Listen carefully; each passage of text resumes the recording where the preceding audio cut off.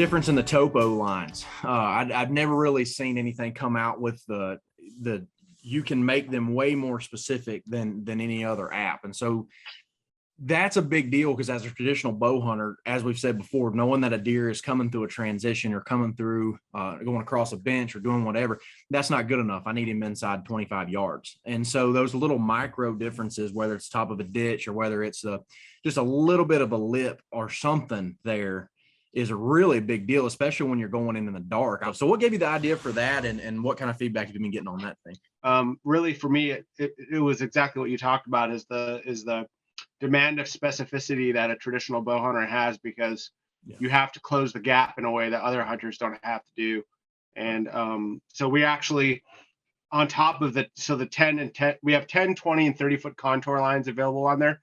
30-foot contour lines are more for people who might be hunting elk or mule deer, or in more wide open country where the topo isn't as relevant, or they just want to look at a more macro view of the area. And then we drill down to the 10. And then on top of that, probably at the end of this week, we will introduce a LiDAR layer that has topo and gradient shading over top of it. So if you pay attention to our Instagram stories, I've been testing it here for about the past 10 days and posting pictures of it. I'm very excited about it, because it allows you to really drill down and get really specific about identifying the topographic transition, and the really like everybody knows what a saddle looks like, and everyone's cues in on saddles, and you can't walk by a saddle on public land without 3 dudes sitting around it, and it's really easy to kind of zero in on.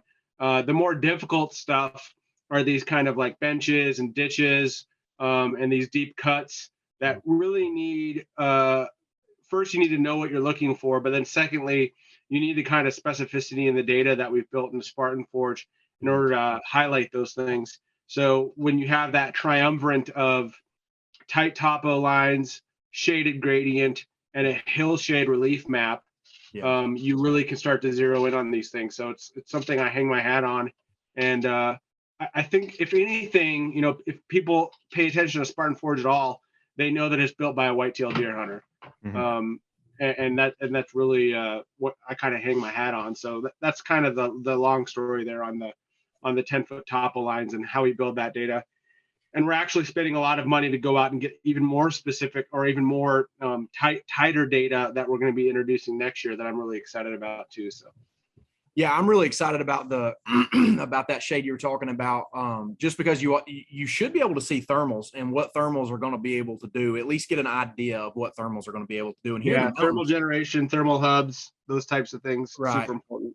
Man, here in the mountains, that's make or break you. I mean, a lot of the places you can almost throw out what the weatherman says because of the way the wind systems play on the different mountains and valleys and saddles like you're talking about. So I'm excited about that, because I think about thermals, honestly, probably more than I think about, predominant wind, just based on where I hunt. So One of the things that I find very interesting, and I'm trying to, as I said, the app is way smarter than I am. I'm trying to learn to apply, is if you go into Intel, you'll actually see the predictions for movement, like core area, transition, full range, that type of thing.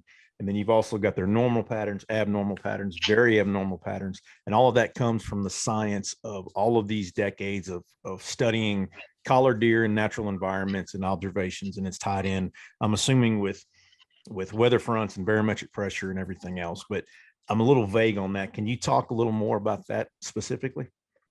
Yeah, sure. So like I said, so there were 2 artificial intelligence programs that I supervised development on in the military. And I guess I'll talk about one of them kind of loosely, was structuring data for unique networks of like enemies and adversaries. So an enemy and an adversary in the military, or a foreign enemy, would set up their own military network that they contracted to get built. So it's not the same type of network that you might see like a Microsoft or a Sun Microsystems. It's not set up like other networks are. It's set up in its own way. It has its own data, it has its own protocols. It has its own, an engineer built this thing for himself. So this data has to be organized and looked at in order for you to draw any meaningful conclusions about the data. So you build a neural network, and that neural network can take those gigs and gigs and gigs and terabytes and terabytes and terabytes of data, and it can make sense of it in a way that would take a human, 2,000-3,000 years to look at all of the data that's present there. So as we were building these types of things, I started to think the same thing about hunting whitetail deer, just because I'm a psycho like that, and everything for me revolves around deer and deer hunting. Right. So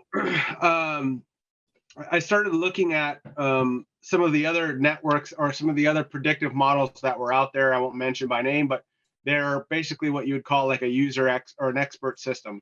So somebody kind of gives their opinion on what they think deer are doing, and then they build a network out of that, and then that network does prediction based on whatever variables they have. I knew by looking at all of the AI networks in the past, and even learning how an AI network is built and what is required, and the training data and the algorithms and the application, all of these things, the best thing that you can do and to create an accurate artificial intelligence network is to remove the human, as much human as possible, because humans come to the table for obvious reasons with a ton of bias, and that bias can skew data. So you might have someone like myself who's a prolific scrape hunter. I live and die by scrape hunting. I will, if I were to build a network based on my experience, it would have more to do with scrapes than maybe somebody else who wants bed hunting, or somebody else who does transition areas, or someone else who does topo and thermal generation. Everyone's got kind of like their own thing that they've been successful with, and that's fine, but it introduces bias. So my goal with our neural network was, I had built some of my own sensor systems we can talk about later if we want to, but even in those sensor systems, I realized that there was bias being built into the data, because I could only place a vibration sensor or an accelerometer at a scrape that I knew existed. But then I'd walk the deer back in March or April, and I'd find out there were 5 other scrapes on the property that I didn't know anything about. Or when I say scrapes, I mean community scrapes, primary scrapes, not secondary, or just the scrapes or bucks are leaving around. But scrapes are actively getting worked on like a 200-acre parcel. You might only know about 1 or 2. So if you try building a network based on those 1 or 2 scrapes, when you see deer hitting them, you don't know what they're doing on the other ones, or you just miss it, or you don't set up one morning, or you're on your phone. Observational neural network or observational predictive networks are not good. So in artificial intelligence, the idea is to get rid of the human. And so